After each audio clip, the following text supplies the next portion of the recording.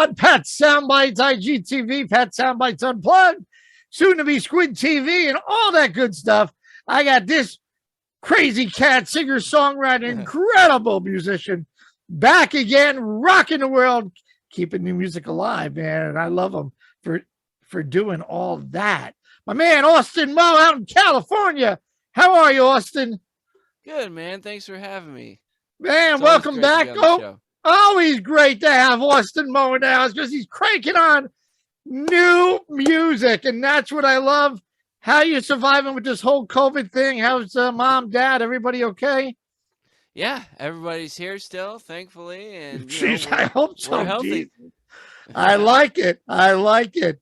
And Mr. Frank Hannon, I kept missing the whole Tesla all over the place tour. Now just wrapping up with Skynyrd. So I got to see Skynyrd with Damon Johnson, but Tesla didn't open up, so I didn't see Frank, which really sucked. But Mr. Hannon doing well? Oh yeah. We're going to be doing a show here probably, I think it's 2 or 3 weeks from now, I think. So that'll be fun. Cool. Well, send him my best. Tell him Mr. Calamari with his Frank Hannon heavy metal hippie t-shirt, IPA t-shirt is doing really well. We're talking today. Unwanted. Woo. I'm a lyric guy, dude. And I'm like, we went from the river, swampy, blues, great harmony. I love the vocals. I'm going down to the river. I love it. Then we took a walk in my shoes, kind of more relevant. Let's get along. You don't know what I'm going through. I could have a bad day. Can't we all get along? Nothing great on the news. What else did I write? Time to, we need to diffuse. Why can't we all get along? Take a walk. And then I'm wanted. I'm like, holy crap. He goes see Billy Gibbons and he comes out, Mo Kid Rock, Austin Kid Rock Mo. And when I listened to it, it had that Kid Rock. I mean, you, without the beard and the hat, you got the flag, but it was like a Kid Rock meets Beastie Boys with that whole rap. What I got out of it, and but what caught my attention, and I'd probably listened to it at least 20 times. I'm standing my ground. I'm wanted. People are putting me down. What? People putting you down? Who's asked that I got a kick? And we'll get Kid Rock to join us. Tell me about this song. Where did this come from? I mean, this is Austin Moe at his finest. And please tell me, I mean, these haters? Who? What is wrong? I'm going to write a song. You people need to get your head out of your ass. Tell me the concept about this. Where did this come from? I like the whole energy. I like that whole Kid Rock type of thing. It's a little bit different than obviously the river, a little bit bluesy. But it was a kick. We're going to kick the door down. I don't give a shit what you say. I'm here to stay, and I am wanted, and I am relevant. And you can say all you want. People talk about me every day, and I really don't give two craps. I could say better words, but I'm not. I'm trying to make it a PG statement. But they can go after themselves. Austin, don't take anybody's shit. How's that? Tell me about this song. Now that I'm all wiped up, I want to kick somebody's ass. Pretty much hit the nail on the head. Oh yeah, right. When I was writing this song, it was a period in my life where I was experiencing a lot of frustration because there was a dude that time out. A period in your life, like current or Well, I mean, not like this year current, but like within the last year. Okay. All right. So continue. Yeah, no worries. So there was a dude that I was talking with, and we would talk one day, and then sometimes like a couple weeks to a month would pass, and then we would pick up like nothing happened. Like there was no like sense of time that had gone. So that really frustrated me a lot. And so with that kind of mood that I was in, I picked up my guitar and I made this just in your face riff, which is how it turned out on the single. And I made the initial backing track. So I took the riff and then I built from there outwards in the chorus and all this stuff. And so when I would try and park my brain to calm myself down, I would go on social media or YouTube just to see what everybody else is doing and get my mind off of it. Well, then when I would go on those sites, I get notifications that people commented on my stuff. So I'm thinking, oh, it's probably somebody just came across the river or take a walk in my shoes saying, hey, good job. But it at the time, it was the complete opposite. They were like criticizing, like, oh, this is just another wannabe rock band poser kid, just doesn't know what we had to go through. What? And so, and it's like, yeah, it's just another wannabe. And so, like, comments like that, I deleted, obviously, because it's never a good PR move to respond to them. So, with that, on top of what I was going through with this dude that I was trying to get a hold of, it really just pissed me off. And so I got out my notebook, I wrote down how I was feeling, and once I did that, it was like a weight had been lifted off my chest. And so I closed it up now that I was calm. This is going on for a couple of months between the social media and this guy. So it was a lot of just pent up stuff that I couldn't get out of me. And once I wrote all my feelings down, I closed my book, I set it down, and I was actually able to just calm down for a couple of days. And once I was at the point where I wanted to revisit it, I opened up what I'd written down, and the message that I was telling myself is basically exactly what you just said, is regardless of what's going on, I know that I'm wanted and I'm going to succeed in this music business. And this is kind of like my mini pep talk to myself of regardless of how down in the dumps I think I am, I got to pull myself up by my bootstraps, and I can only go up from that point forward. Amen to that. You're talking to a 59-year-old guy that's got a lot of doors slammed in my face. I've had folks comment on all my stuff that says, dude, you got to calm down. You're going to have a heart attack. You're crazy. You're suicidal. You're a nut job. You're this, you're that. Absolutely. You do not engage with those losers. Right. But you know what? Then that's fine. People are entitled there. I laugh because at least they're still, if I'm still that bad or you're still that bad, it's funny how they just won't go away. They keep watching, and I appreciate the views. So if you think I'm an asshole, if you think Austin sucks or just one of these wannabes, keep watching the views because it's all about analytics and the numbers. I laugh it off. But yeah, no, there's a lot of good points that you brought up that you're able, you're smart enough and intelligent enough and mature enough to put it in a book. Now, if I put it in a book, it would be all bad words in English and in Spanish. But hey, I'm not saying there wasn't, but I had to, No, but you had to get right. You're not going to punch a hole in the wall. It bothered you to that point. You were able to put it somewhere and just get it off you. Like you said, it was a monkey off your chest. It was a weight off your shoulders. Oh yeah. And then you go back and say, now how, and this is what a guy like myself, old enough to be your dad, learns that, how do I convert this into a positive? And that's exactly what you did. I am wanted. You could say, you could throw rocks, you could do whatever you want. You don't have to come to my shows. You don't have to buy my stuff, but I'm still going to kick ass. You are just a little, I call them little hurdles in life that the good Lord or whoever throws at you, and you just keep on jumping over and keep on, because you know in your heart what you want to do, and you're going to accomplish it. You're already on that road. And like myself, I mean, my podcast, I'm like, I remember the first time I watched, it was like 10 downloads. I'm like, man, I suck.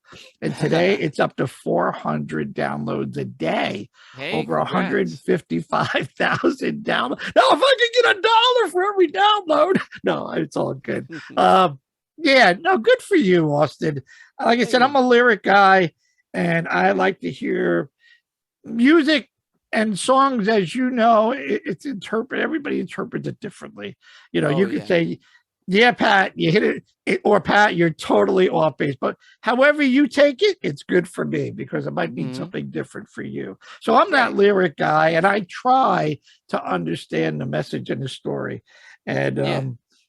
I think I'm like, who is saying shit about what? And I'm thinking, no way. But then I thought, there are haters, there are jealous people, there are this, there are that. And you have a support system of a great parents and Frank and folks like myself and others, other colleagues of mine like Dr. Music. I love Scott Itter. I Oh love yeah. Ralph. I love Eric. I love Shane in Niagara Falls. We all do the same thing because we have one thing, we share one thing, and it's the love of music and love to Yeah. and to promote. So no, good for you, Austin. Thank you. I tell my kids are in their 30s, and I tell them and my nephews or nieces, it's life challenging. It's you're always going to run into people. It's and how you handle it. Like every day I get out of bed, I thank the Lord and I go, I'm going to have a great day. And there's always going to be that some idiot that's going to try to swerve your attitude into going, Right. they cut you off and you're like, okay, breathe, Pat. Don't give them the finger. Don't hit the horn. Don't course for maybe they're just having a bad day. Take a walk in their shoes. I don't know. I'm not. Yeah. It's not worth my energy to engage with somebody who's doing whatever they're doing. So Totally. So kudos to you. Thank you. And when I made the initial demo for this song, I usually have a GarageBand session up, and so I have my backing track, and I was listening to a lot of Kid Rock, and so like Cowboy and American Badass, and there he is, American. Yeah, and I can't pronounce it, but it's spelled really weird. But it's got the rappers, and it's like super. It comes in, and it's this intro to the song. It's like, my name is Kid, or whatever it's called. Right. Oh yeah. And so as a joke, I wrote all these lyrics out and I rapped, or if you even want to call it that, I gave it my best white boy rap that I could do, and I put it on top of the backing track that I made, and I sent it to Frank. And he goes, dude, where'd this come from? And I was like, well, this is just what came out. He's like, my wife really likes this. And I'm like, she does? And he's like, yeah, we got to record this soon. And I was like, okay. So that's kind of how it stuck, because I wasn't intending for it to, like, that wasn't my goal to try and attempt to rap on top of this backing track that I had made, but it felt right for the situation that I was in. And it came out right. And when I listened to it a couple of times, the first thing was obviously Kid Rock, but then I listened a couple of times and I'm like, with the rapping in, it was like a lot of Beastie Boys. I don't know if you ever listened to the Beastie Boys, but it had that little element as well. But yeah, for that song and for you to have the energy to release it, it had to be like that. Yeah, you could have just made it and riffed it, but and that's what makes you even special. You're thinking outside the box. You're not trying to be Kid Rock or Billy or anybody. You're doing your own thing, and that's what's really cool and special about it. That's cool that Frank said, where did this come from? Oh yeah. Hey, it's great. It took both of us by the boots. We were like, oh, okay, so let's roll with it. Why not? Yeah, no, it's great to have different bags of tricks that you can pull out.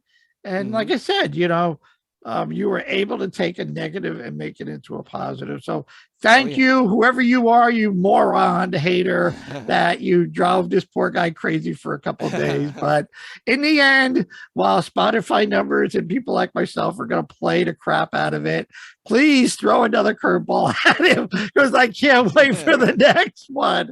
Oh geez, yeah, I'm not gonna. No, we don't. We really don't want that negative out of it. We want more positive. So Frank liked it. Tell me how you found Joe. I mean, and how that all meshes with working with Frank and Joe. Yeah, I think it's pretty interesting, and how. I mean, and no disrespect to Frank, but there are a ton of obviously terrific producers out there that have a different ear. It might say try this or try that. And I'm Right. sure I'm thinking with Frank on tour, he can only do so much. So I thought Right. maybe Yeah. that's what maybe came into the puzzle. So I'm going to shut up now because I'm rambling here and Hey, no worries. let you speak about how this all played out, which is excellent. Thank you. So the way I came across Joe was one, like you said, Frank was going on tour. So when I actually found him, it Were you was looking? the Were you looking week. for somebody? Were you No, looking? no, Okay. it was just by accident. Gigs were starting to open up, venues locally up here in the Sacramento area. So I was looking to refresh my set list that I had when it was, 2019. We were probably gigging locally about 50 to 55 shows a year, which in a small circle is a lot. And so I wanted to add in Pink Floyd's Young Lust because I love that song. I love that movie and the album. And the way that I learn songs is I'll usually go to a cover first before I even try to pick up my guitar and listen and do it by ear, which is my normal process. But I'm super visual when it comes to learning songs. So I just typed in Pink Floyd Young Lust cover. And one of the thumbnails that I came across, which was like in the top 5, was this dude. It was crystal clear and he was singing. And so what made me think was, oh, this is probably a guy playing to a backing track, or maybe it's his band that he's jamming with, and it's got a couple different angles, and it's just your run of the mill cover. That wasn't it. It was so fantastic what they did to the song. They made it just a really like the vocal lines were the same, but the thing that they changed was the guitar and the drums, and they added a different B section to the song. And what I describe to people when I show them Joe's version is what Joe Merrick did to Pink Floyd's song is what Pink Floyd did to their own songs, if that makes sense. He Wow. Yeah, that's a way of saying it. totally transformed it. And so I literally stopped what I was doing because I was jamming to my guitar and just to keep my chops up. I watched the song 10 times in a row. I'm not kidding. I sent it to my management and they were like, well, oh my God, we got to reach out to this guy. And so they called with the intent of him not answering. And it just so happened that the band that he recorded that song with was in the studio that day. And Joe normally doesn't pick up a 916 because that pops up, that's probably a scammer out of LA or something. But he just picked up the phone. He's like, hello, this is Joe Merrick of Guilty Dog Studios. Who's this? And my manager's like, I didn't expect you to answer the phone, but this is who we are. I got this kid, blah, blah, blah, blah, blah. He really loves your stuff. Would you be interested in listening to what he's done to potentially work with you? And he's like, yeah, all right, sure. And so we talked on the phone, Joe and I, a couple of times. I sent him over a bunch of my demos that I had worked on in the past, and even some from a couple of years ago, way before I met Frank. And he goes, okay, well, what songs do you think are your strongest? And then I sent him what I thought was my strongest. And he goes, okay, well, I like those, but I really feel like we could transform these songs. And I'm like, okay, so I guess. And he's like, well, let me make up a demo real quick and it'll only take me a couple of days and let me show you what I'm thinking. And so when he sent that first initial demo of, I believe it was a track that we recorded called Golden Girl, it just blew my mind with how sonically clear it was and just the sound that he was able to achieve. I was like, oh yeah, we're working together this year. We're going to Boston. Yeah, man. So we flew out there. We never met him in person, and I was there for literally 30 hours, damn near straight, not including eating in the studio and sleeping. And then I flew right back home. And so that was our first trip to Boston. And our second trip to Boston, which was actually on my birthday. So we flew out 9/11, right after shooting the music video that night for I'm Wanted, which I man, it was a great experience, but I was so wiped out, just beyond tired the next day to go to the airport. I only had 2 hours of sleep, and Wow. we recorded for like 7.5 hours of different video angles and stuff with Frank for the music video. And so we got to Boston. I actually got to get a full night's rest, and then I believe we were in the studio for 4.5 days this last trip.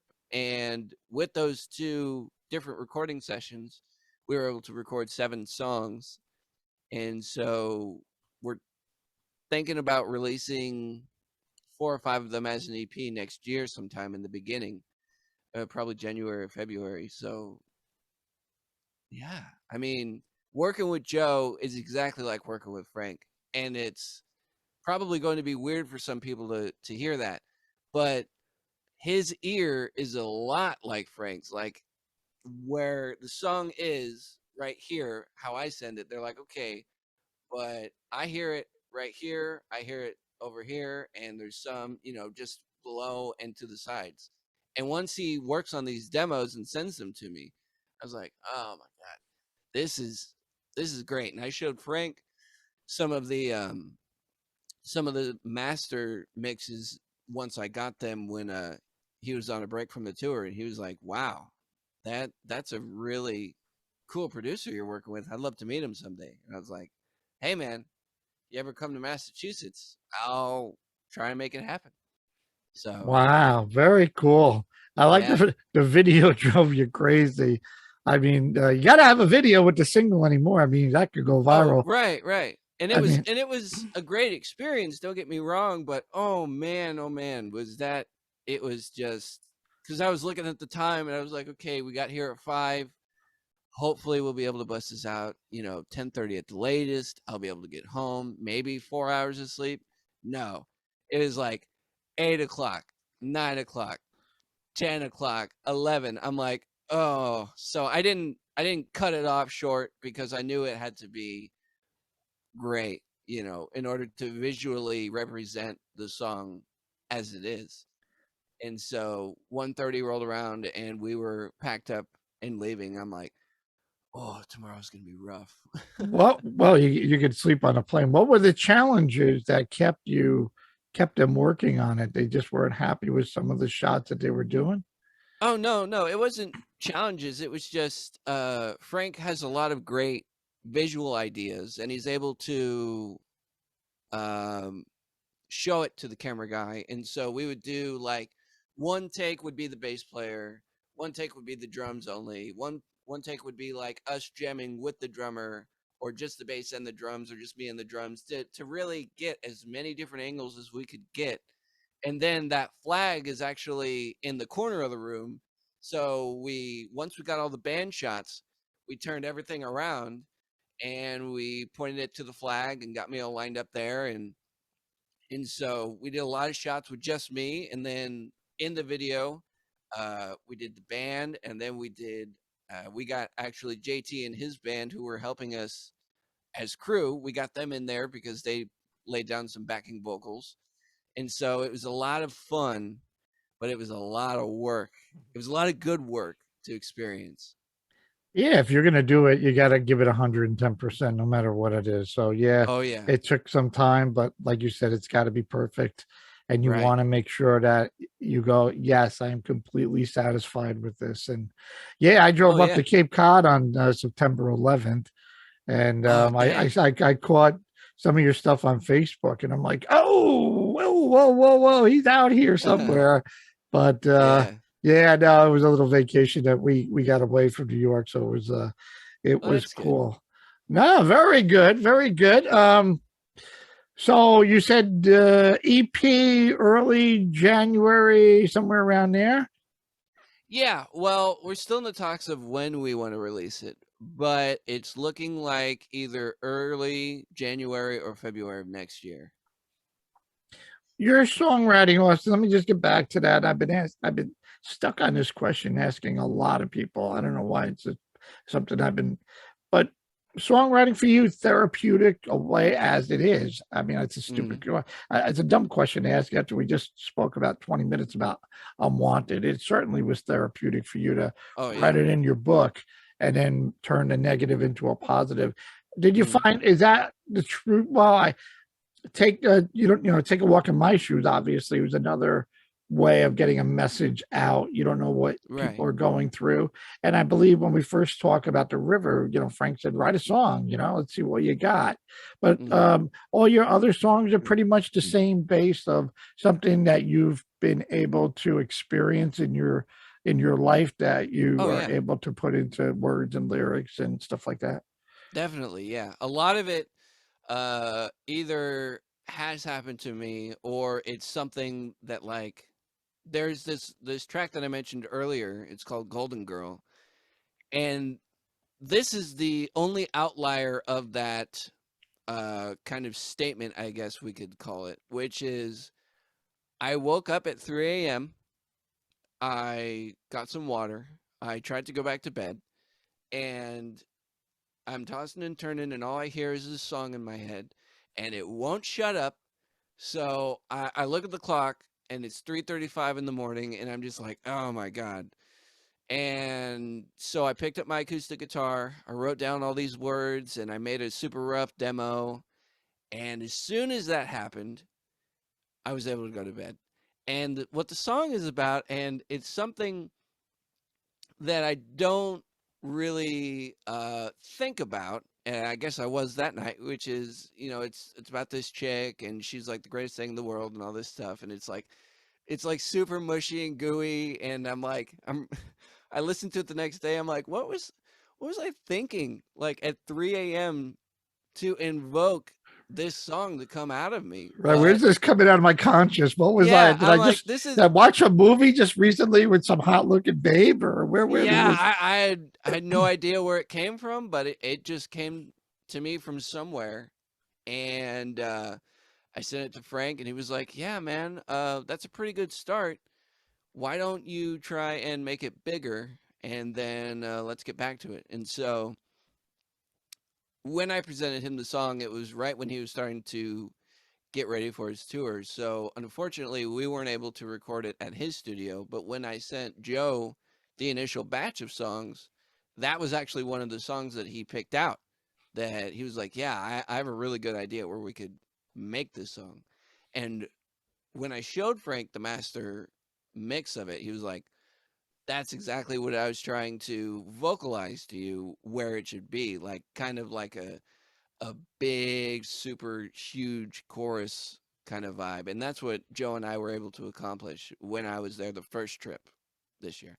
Looking forward to a Golden Girl. Very close. It's interesting when I don't know. I'm talking to so many folks in your side of the coin, and they go. I Mm-hmm. said, "Can I write a song?" And they go, "Everybody can write a song. It's there. Just Oh yeah. how you release it, how you get it out." I remember I just posted the other day Joe Walsh's birthday, and I had dinner with Joe Walsh, and I asked him about Rocky Mountain Way, and he just said he left the James Gang and he went to visit his buddy in Colorado, right in the Mm-hmm. Rockies, and he was cutting his grass, Yep. and he wanted to make sure that was it the right decision to leave that band, Right. was it the right way? Was it and he's pushing this lawnmower. And he's like the Rocky Mountain way.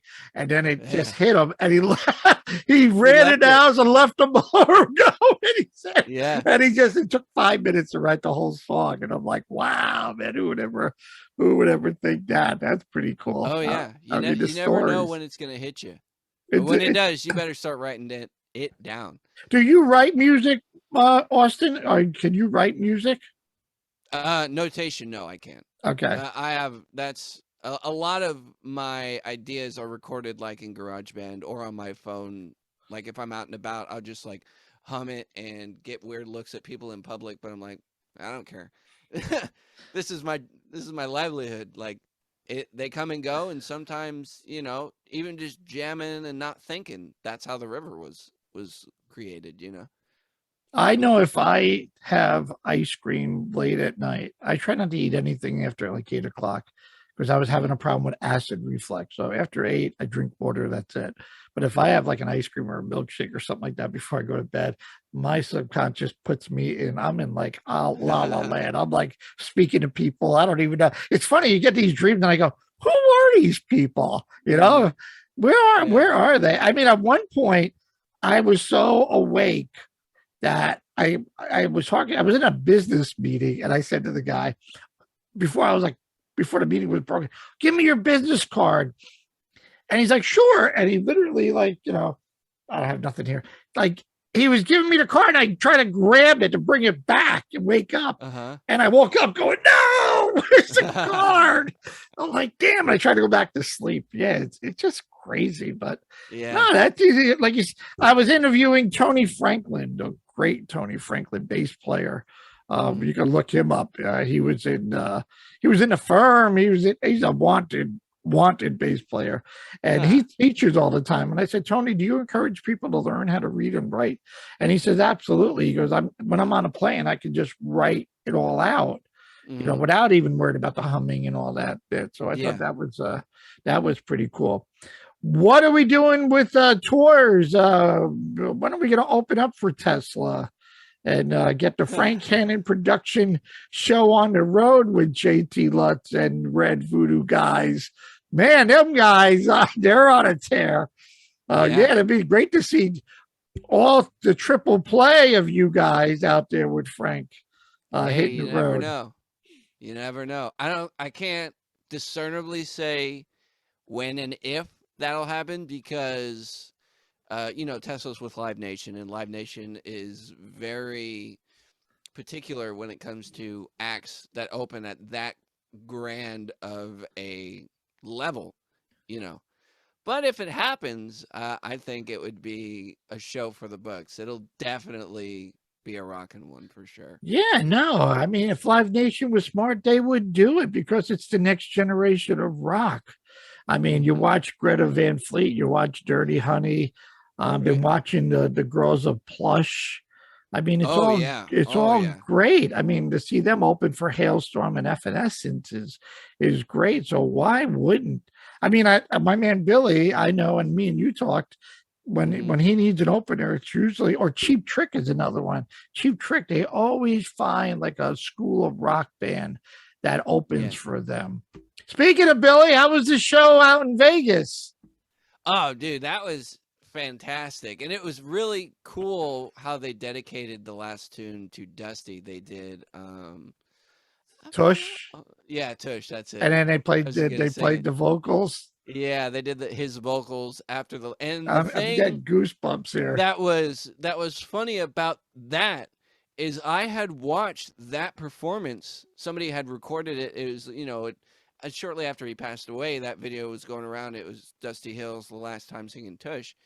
And it was actually his last time that they put over the speaker system.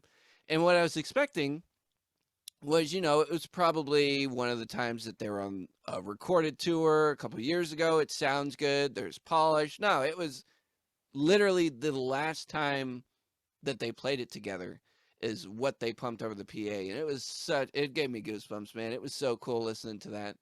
And even the dude that they have on bass, he's really Elwood Francis has been Billy's tech for 30 years. And wow. He's just a terrific talent. And people were throwing curveballs at him too. Who's this guy trying to be, now he grew a beard and this and that. And he never expected to be in that position. But if there's anybody that knows the songs when you're with the band for 30 years, it, and he fits in really well. I reached out to Billy, as you know, and Billy gave me these unbelievable fifth row seats, and I can never thank him for all his time. And I wasn't going to push the issue. I reached out to the tour manager, and he said, yeah, we'll see what we can do. But with this whole COVID going on, I did not want to be that guy that maybe go backstage and I don't know if I'm carrying it, even though I'm vaccinated. So I just said, look, let it go. There'll be other opportunities. I don't want to. There's been enough things that have happened with the band on the loss of Dusty. And I just, Yeah. what am I going to say? I want to give him a hug. And I, again, with the whole COVID thing, I said, you know, I'm all good. It's all good. There'll be other opportunities. And Right. if I can get you there, I'm going to get you there one way or another, brother. I promise you that. Because Hey, that'd be awesome. I'm waiting to get a chance to talk to him soon, and I will definitely tell him you got to open up in Sacramento. I got the guy for you, and well, I appreciate that. Thank you. He's you know, there's something about that. Billy never repeats the same words twice. I mean, I'm like, my mouth, the way he comes out with his language of the English language it amazes me. So I'm blessed to be able to call him a friend and pinch myself. But so what else is on the bucket list, bud? What else are we working on? I like the design. I know you put in what size t-shirts. A big guy like me, I put on Facebook extra large for the big fat guy like that. Hey, man. Yeah. How we working on the merch? We're working on things. Yeah, we got some new merch coming up with well, that's the wrong hand. With my new I like that logo. I like that. And yeah, we got that. You know, my Killer Flying V up in the incorporated in it, and we're actually going to be debuting it at my local show that I have with Frank on December 18th. I'll be sitting in with him and JT and Red Voodoo's going to close out the night, so that'll be cool. And we've just been trying to figure out what we can do in the meantime while we're still trying to figure out who to contact to open for people like, you know, either Mammoth or Greta Van Fleet or Dirty Honey, or even there's a band out of the East Coast that they're called, I think, Adam and the Drivers. I think that's their name. I could be totally butchering. It's Jack Black shared one of their videos on his TikTok, and they just went super viral. Dude sounds just like him. It's actually kind of weird. It took me a good half dozen times to figure out that it wasn't Jack singing in the video because they're that good. Wow. And actually one of the guys that I was talking to earlier last week brought them up, and their guitar player is supposed to be super killer live, and the band's really tight. And so I would really like to get on either a string of shows with the people that I mentioned before, or even just find a festival that is curated to the newer age of music, you know, because there's a lot of places like up here, there's Aftershock, we have Metallica, we had like The Offspring and a bunch of classic killer punk rock bands and stuff. But there was only a handful of people, you know, within the last 10 to 15 years that made it to the show. And so I think something like that would be a real great experience to be a part of. If it's even out there, you know. I got to talk to my banker. Maybe I need to promote something like this in New York. I'd be doing pretty good. Have the new generation down in Central Park, New York, in the big lawn. Would be, there's a band. There's a guy. One of the guys I interviewed from a band called TEMPT, and they're from New York. A trio, a little power trio. And are they a trio? Yeah, 1, 2, 3, maybe 4. And they're super young. They're super cool. They got a great track out, Living Dangerous, that featured Dorothy. They featured this female artist called Dorothy. So yeah, you need to check that out. And they're in New York. I'm good friends with their publicist. And they play a lot in the city clubs, but I don't know if they are able to or have been able to go out yet. But you know, hit the country, but all cool. Yeah. Well, Austin, it's always a pleasure. I'm still, as much as I want to kick somebody's butt, I just smile and laugh because I'm glad that you just made it into something spectacular, that you were able to write it down in the book and not get crazy. And you know what? That life challenges, you know, and there are going to be plenty of others. Trust me. I used to have jet black hair and being Italian, people, and for New York and the Bronx, the nose has been broken 3 times, but it's all good. It's all good. I have no regrets. And I just say, keep on bringing it. Keep on bringing it. Oh, yeah. And we're going to keep rocking your great music. And I look forward to the EP and anything else that you have. Golden Girl sounds pretty cool, and I'm sure there's others in the shelf that you're waiting to pop out. So all good stuff. And of course, you know where to find me. Anything that's new and exciting, get hold of Jody or call me direct, and we will rock and roll and have another great conversation, my friend. Yeah, man. It's always great to talk to you. I really appreciate it. Yeah, because I'm going to kill somebody in about 5 minutes now. He is wanted. You need to go check out the video because I've watched it probably 20 times and it's over 528 views the last time I looked. And we need to make it about 1 million and they could go to Spotify and buy it. But when the EP comes out, you need to buy the hardcover so he can sign it. You can't sign Spotify. But in the meantime, he needs more flying V's. He needs some merch sold. So go out and check him out. Austin, what's the website again? Austin Mo? It's Austin Mo. Right now it's austinmo.com, but my website's semi under construction. So we're kind of revamping it, getting ready for, to market for the merch and the EP that'll be coming out. So you can find me on Facebook and Instagram at Austin Mo Official, or if you just type in any of my aforementioned songs that we were talking about, The River, or Take a Walk in My Shoes, or my newest one, I'm Wanted, and just type in I'm Wanted Austin Mo, will be the first one to pop up. There you on go. YouTube, that is. And go to his YouTube channel and hit the like and hit the subscribe button. Austin, have a great Thanksgiving. Tell mom and dad I send my best and keep rocking, my man. Oh, yeah. Will do. Excellent.